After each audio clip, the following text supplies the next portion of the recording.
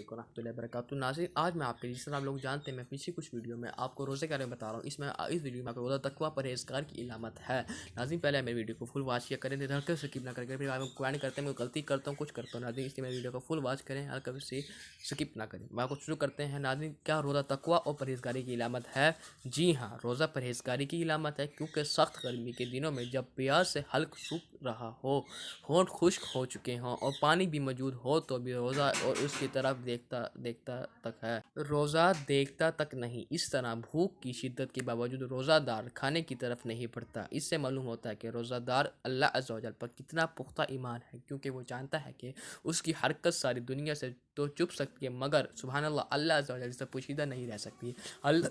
اللہ عز و جل پر اس کا یقین کامل روزے کا عملی نتیجہ ہے، کیونکہ دوسری بات ہے کسی نہ کسی ظاہر حرکت سے ادا کی جاتی ہے مگر روزے کا تعلق باطن سے ہے۔ اس کا حال اللہ عز و جل کے سوا کوئی نہیں جانتا، اور اگر وہ چپ کر کے بھی کھا پی لے تب بھی لوگ تو یہی سمجھتے ہیں کہ یہ روزہ دار ہے مگر وہ محض خوف خدا کے باعث کھانے پینے سے اپنے آپ کو بچا رہا ہے۔ یہی تقویٰ ہے۔ سبحان اللہ۔ ناظرین، میری ویڈیو کو سبسکرائب کریں، ویڈیو واچ کریں، ہلکی سی ویڈیو سکپ نہ کریں۔